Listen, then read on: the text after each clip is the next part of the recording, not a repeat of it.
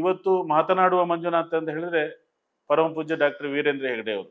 ಯಾಕೆಂತ ಹೇಳಿದ್ರೆ ಅವರ ಅನುಷ್ಠಾನ, ಅವರದ್ದೊಂದು ರೀತಿಯಲ್ಲಿ ತಪಸ್ಸು ಅಂತಲೇ ಕರೀಬಹುದು. ಅವರ ಆ ಒಂದು ಜೀವನದ ಅವಧಿಯಲ್ಲಿ ಮಂಜುನಾಥ ಸ್ವಾಮಿಯ ಸೇವೆ, ಮಂಜುನಾಥ ಸ್ವಾಮಿಯ ಆರಾಧನೆ ಅಥವಾ ಅಣ್ಣಪ್ಪ ಸ್ವಾಮಿ ಧರ್ಮದೇವತೆಗಳ ಸೇವೆ ಆರಾಧನೆ, ಅದನ್ನ ಅವರು ಉಸಿರಾಗಿ ಅವರು ಮಾಡ್ಕೊಂಡು ಬಂದಿದ್ದಾರೆ. ಹಾಗಾಗಿ ಇವತ್ತು ಶ್ರೀ ಕ್ಷೇತ್ರ ಧರ್ಮಸ್ಥಳ ಹಸಿರಾಗಿ ಬೆಳಗಿದೆ ಅಥವಾ ಹಸಿರಾಗಿ ಕಂಗೊಳಿಸ್ತಾ ಇದೆ ಅಂತ ನಾನು ಹೇಳಲಿಕ್ಕೆ ನಾನು ಇಷ್ಟಪಡ್ತಾ ಇದ್ದೇನೆ. ಒಂದು.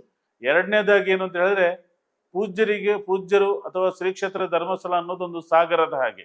ಸಾಗರ ಹೇಗೆ ವಿಶಾಲವಾಗಿದೆಯಾ, ಸಾಗರ ಹೇಗೆ ಅನಂತವಾಗಿದೆಯಾ, ಆಳವಾಗಿದೆಯಾ, ಹಾಗೆ ಶ್ರೀ ಕ್ಷೇತ್ರ ಧರ್ಮಸ್ಥಳ ಕೂಡ ಅದರದ್ದೇ ಆದಂತಹ ಅಪಾರವಾದಂತಹ ಭಕ್ತ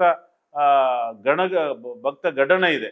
ಹಾಗಾಗಿ ಪೂಜ್ಯರ ನೋವಿನೊಂದಿಗೆ ಕೋಟ್ಯಾಂತರ ಭಕ್ತರು ಕೂಡ ಅವರ ನೋವಿಗೆ, ಅವರ ಕಣ್ಣೀರಿಗೆ ಅವರು ಖಂಡಿತವಾಗಿ ಕೂಡ ನಾನು ಒಬ್ಬ ಭಕ್ತನಾಗಿ, ನಾನು ಒಬ್ಬ ಅವರ ಕಾರ್ಯಕರ್ತನಾಗಿ ನಾವು ಕೂಡ ಅವರ ನೋವಿಗೆ, ಅವರ ಕಣ್ಣೀರಿಗೆ ನಾವು ಕೂಡ ಆ ಒಂದು ಕಣ್ಣೀರನ್ನು ಅನುಭವಿಸಿದ್ದೇವೆ ಅಥವಾ ಕಣ್ಣೀರನ್ನು ಸುರಿಸಿದ್ದೇವೆ.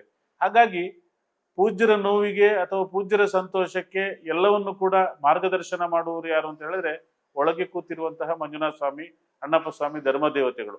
ಹಾಗಾಗಿ ಅವರಿಗೆ ಬೇಕಾದಂತಹ ಗೆಲುವನ್ನ, ಅವರ ನೋವನ್ನ ಒರೆಸುವಂತ ಕೆಲಸವನ್ನು ಅವರು ಖಂಡಿತ ಆ ಶಕ್ತಿಗಳು ಮಾಡ್ತದೆ. ಜನಶಕ್ತಿ ಕೂಡ ಯಾವತ್ತಿಗೂ ಪೂಜ್ಯರೊಟ್ಟಿಗಿದೆ ಅಂತ ಹೇಳಲಿಕ್ಕೆ ನಾನು ಬಯಸ್ತಾ ಇದ್ದೇನೆ. ಸತ್ಯಮೇವ ಜಯತೆ ಅನ್ನುವ ರೀತಿಯಲ್ಲಿ ಸತ್ಯಕ್ಕೆ, ಪೂಜ್ಯರ ಧರ್ಮಕ್ಕೆ ಖಂಡಿತವಾಗಿ ಕೂಡ ಜಯ ಇದೆ ಅಂತ ಹೇಳಲಿಕ್ಕೆ ನಾನು ಬಯಸ್ತಾ ಇದ್ದೇನೆ.